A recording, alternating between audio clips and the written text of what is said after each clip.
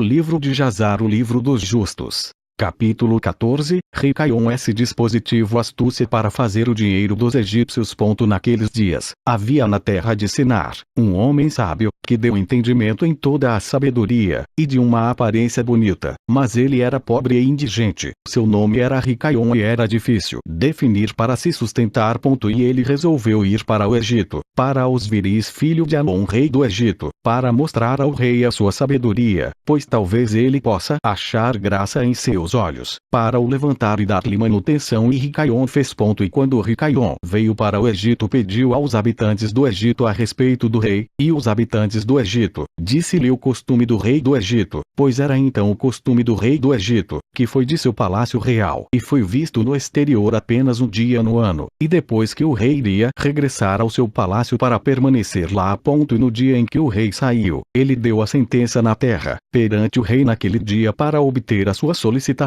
E quando Rei Caion ouviu falar de costume no Egito e que ele não poderia entrar na presença do rei, ele se entristeceu muito e foi muito triste. E na noite Rei Caion saiu e encontrou uma casa em ruínas, outrora uma casa a cozer no Egito, e ficou ali a noite toda, com amargura de alma e apertos de fome. O sono foi removido dos seus olhos. E Rei Caion considerada dentro de si o que deveria fazer na cidade até que o rei fez a sua aparição, e como ele pode se manter lá.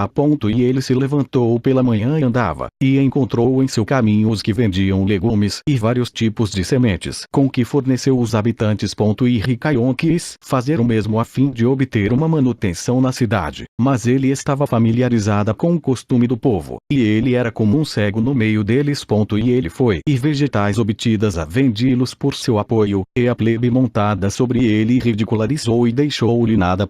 E levantou-se a partir daí, com amargura de alma, e foi suspirando a casa cozer em que ele permaneceu toda a noite antes, e ele dormiu lá na segunda noite. E naquela novamente ele arrazoava consigo mesmo como ele poderia se salvar da fome, e ele concebeu um esquema como agir. E ele se levantou pela manhã e agiu engenhosamente, e foram contratados 30 homens fortes da plebe, carregando seus instrumentos de guerra em suas mãos, e ele os levou ao topo do túmulo egípcio, e ele colocou lá. E ordenou-lhes, dizendo: assim diz o rei, vos fortalecer e ser valentes, e que nenhum homem ser enterrado aqui até 200 moedas de prata será dado, e então ele pode ser enterrado. E os homens não fizeram acordo com a ordem de Rei Caion para o povo do Egito todo esse ano.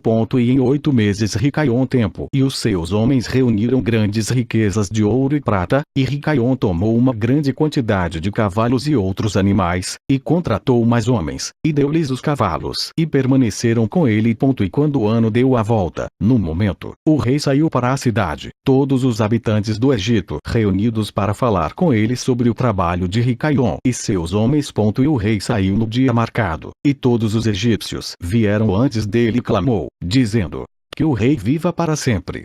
O que é isso que fazes coisa na cidade e a teus servos, para não sofrer um cadáver para ser enterrado até tanta prata e ouro ser dado? Já houve até o presente, como fez em toda a terra, desde os dias dos primeiros reis, sim mesmo, desde os dias de Adão, até este dia, que os mortos não devem ser enterrados somente por um preço fixo. Sabemos que ele seja o costume dos reis de ter um imposto anual a partir da vida, mas tu não só isso, mas a partir do tu mortos também exacteste um dia de imposto por dia. Agora, ó rei, não podemos mais suportar isso, para toda a cidade está arruinado por causa disso, e tu não sabe. E quando o rei ouviu tudo que tinham falado, que ele estava muito indignado, e sua raiva ardia dentro dele neste assunto, pois ele sabia de nada. E o rei disse: quem é e onde está aquele que se atreve a fazer isso que é estranho na minha terra, sem o meu comando?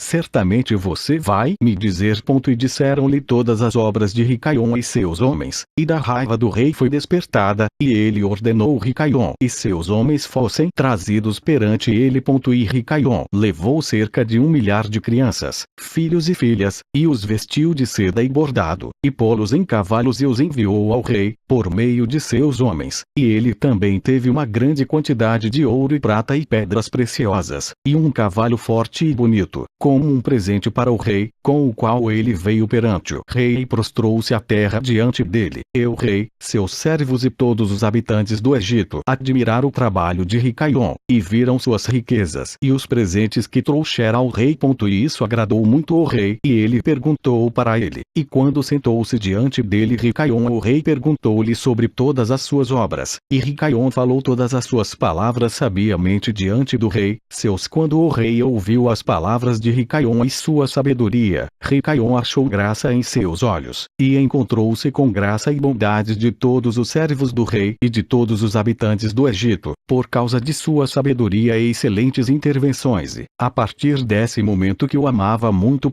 E o rei respondeu, e disse Ricaion: teu nome não deve mais ser chamado Ricaion, mas Faraó será o teu nome, pois tu imposto exato dos mortos. E ele pôs o nome de Faraó. E o rei e seus súditos Ricaion amado por sua sabedoria, e consultou com todos os habitantes do Egito para fazê-lo prefeito sobre o rei. E todos os habitantes do Egito e seus sábios assim o fez, e foi feita uma lei no Egito. E eles fizeram Ricaion prefeito Faraó sobre os viris rei do Egito, e o Faraó Ricaion regido sobre o Egito, diariamente a administração da justiça para toda a cidade. Mas o rei os viris julgaria o povo da terra um dia no ano, quando saiu para fazer sua do Egito, e exigiu o imposto de todos os habitantes do Egito. E todos os habitantes do Egito, muito amado Ricaion Faraó, e eles fizeram um decreto para chamar cada rei que reinasse sobre eles e seus descendentes no Egito, o Faraó. Portanto, todos os reis que reinaram no Egito a partir daquele momento foram chamados Faraó este dia.